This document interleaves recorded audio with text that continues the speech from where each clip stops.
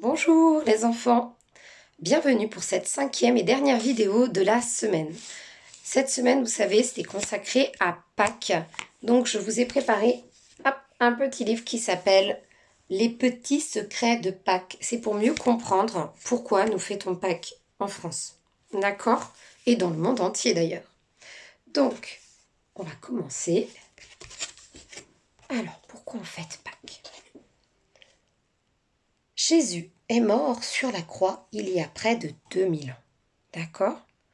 Donc Jésus, il a fini sa vie comme ça, malheureusement. Quel était le jour de l'anniversaire de la naissance de Jésus? Est-ce que vous vous souvenez, on en avait parlé? Oui, le jour de Noël, le 25 décembre.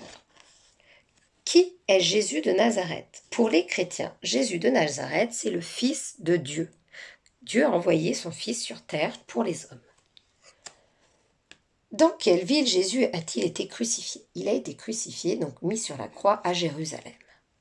Et dans quoi fut-il enveloppé? Dans un grand drap. D'accord? Hop. Après sa mort, Jésus est transporté dans une tombe creusée dans le roc, dans la roche. Une grosse pierre est roulée devant l'entrée. Qui annonce que Jésus est ressuscité, c'est-à-dire qu'il est revenu à la vie? 2 anges. 1, 2. Qui pleure devant le tombeau vide de Jésus? Est-ce que vous voyez? Qui est cette femme? C'est Marie-Madeleine.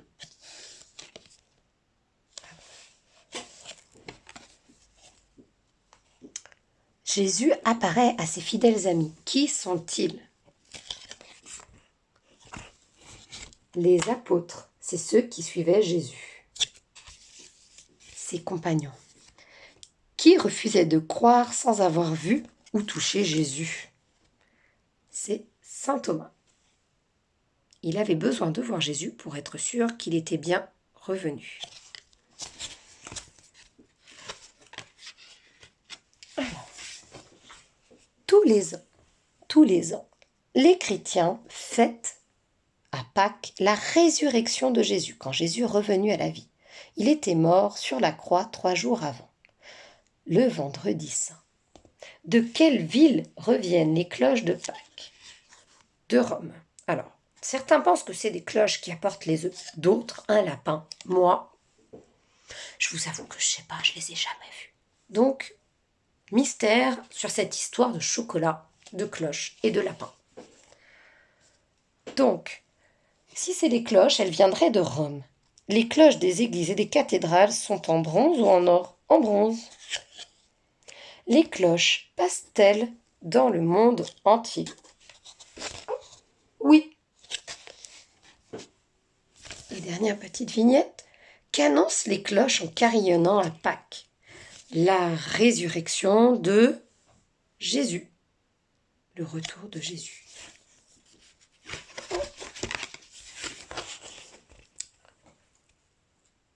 Du soir du jeudi saint au matin de Pâques, les cloches ne sonnent plus, en signe de deuil. On est triste pour la mort de Jésus. On dit qu'elles sont parties pour Rome. Le dimanche matin, elles en reviennent et se mettent à carillonner, annonçant le retour à la vie de Jésus. Quelle est la saison des cloches? Le printemps ou l'été? Bon, ça c'est facile, vous savez. Bien sûr, regardez. Le printemps, on voit d'ailleurs des primes-vers ou coucou. Primes-vers officinales. Il faut chercher les œufs car ils sont cachés. Vrai ou faux, à votre avis? Vrai. Que déposent les cloches dans les jardins? Alors ça, je suis sûre que vous savez. Oui, des œufs, des poules ou des lapins en chocolat, miam miam. Et en quoi sont faits les œufs? Bien sûr, en chocolat, je vous avais donné la réponse. Alors, dernière page.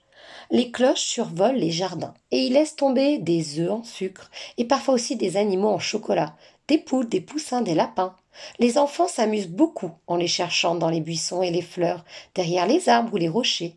À midi, la famille se retrouve pour déguster le repas traditionnel de Pâques. Le repas de Pâques se prend en famille après la messe. Vrai ou faux? Alors, si on est croyant et qu'on va à la messe, c'est vrai. Cette année, ça va être un peu particulier. Vous pourrez soit suivre la messe, je pense, sur Internet ou à la télé, soit vous ferez un petit temps avec papa et maman, ou alors, ou simplement, vous ferez un petit repas en famille. Voilà. C'est chaque famille qui décide comment elle fête Pâques chez elle. Vous pourrez nous raconter d'ailleurs chacun comment vous avez fêté Pâques. On est tous différents, on a tous droit de faire des choses différentes. Mais c'est bien de se raconter et de comprendre ce que font les autres. Donc, qu'est-ce qu'on mange d'habitude au repas de Pâques? Ah, un gigot d'agneau. Alors, c'est du mouton, oui. Quel jour de la semaine célèbre-t-on Pâques? Le dimanche. Et qu'offre-t-on à Pâques?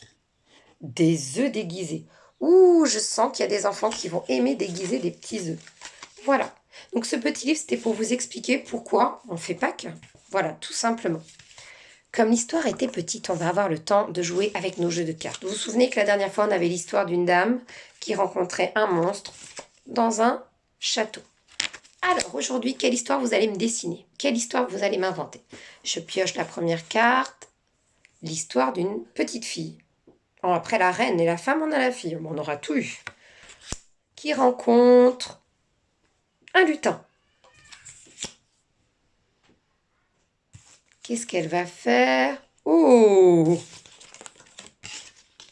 Il y a une transformation. Alors, qui se transforme? La petite fille se transforme en lutin? Le lutin se transforme en petite fille? Le lutin transforme la petite fille en quelque chose. La petite fille transforme le lutin en quelque chose? Ou même encore, une autre idée? Vous me direz. Voilà. On peut rajouter un lieu si vous voulez. Hop, sur une île. Donc, tout ça se passe sur une île. Voilà. Donc, inventez-moi une belle histoire. Vous m'envoyez le dessin si vous voulez. Il n'y a pas obligation de l'écrire ou de l'enregistrer. Simplement, amusez-vous à faire une histoire. Je vais piocher une carte à dessiner. Ah, alors aujourd'hui, je vais vous dessiner. Et ça, vous allez tous pouvoir le faire. Vous êtes prêts? Je fais un rond.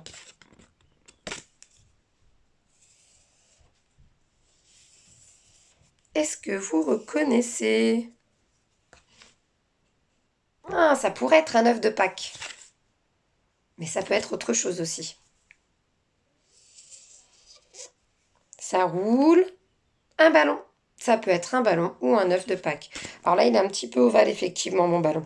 Un petit peu plus rond, ce serait mieux. Voilà. Un ballon. En tout cas, je voulais vous remercier de regarder les vidéos et de votre persévérance, parce qu'on sait que c'est pas facile pour vous de rester à la maison et que c'est pas facile pour papa et maman aussi. Alors, merci d'être des super enfants. Une dernière petite chose, je vais vous renvoyer donc, vous avez vu le rock'n'roll des gallinacés? Ce serait bien que vous l'appreniez comme ça à la rentrée, on pourra chanter tous code code codotte. Voilà. Je vous souhaite à tous de très très très belles fêtes de Pâques. J'espère qu'on se reverra bientôt. Quoi? Une autre histoire? Vous êtes sûr? La dernière de la semaine. Dernière, hein? Bon.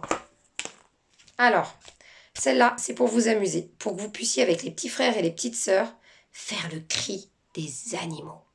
On est prêt? Mon livre s'appelle Grrr.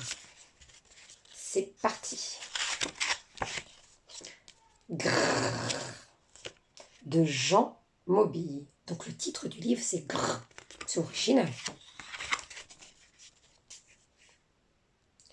Grrr, je suis le loup.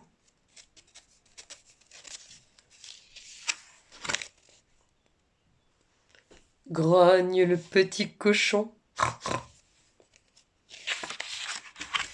Grrr, je suis le loup. Cote, cote, cote, cote. Caquette, petite poule. Grrr, je suis le loup. Mais, belle petit mouton. Grrr, je suis le loup. Glapi, petit lapin. Grrr, je suis le loup. Béguette, la chèvre. Grrr, je suis le loup. Hé, hurle le loup. Et je viens, vous croquer. Ouf, le livre est terminé. Voilà, je sais que vous aimez bien ce genre de petite histoire. Vous allez pouvoir vous amuser à faire le bruit des animaux. Il manquait la vache, par exemple. Qu'est-ce qu'elle fait, la vache? Et le cheval? Il hennit, il fait quoi? C'est pas facile, hein, des fois, le cri des animaux. Entraînez-vous bien, surtout pour Pâques, amusez-vous bien, soyez dans le partage et l'amour avec vos parents. Je vous souhaite à tous un très très bon week-end et on se retrouve lundi pour d'autres aventures. Bisous les enfants!